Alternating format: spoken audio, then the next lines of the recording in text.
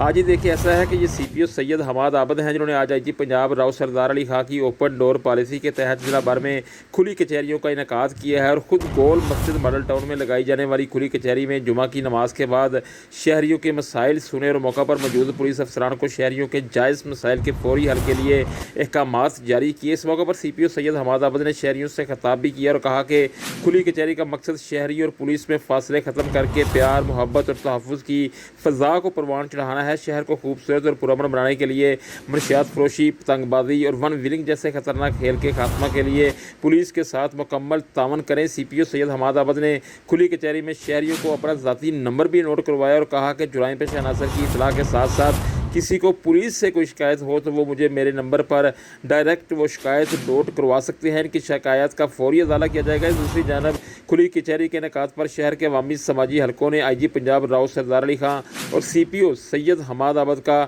شکریہ ادا کیا ہے۔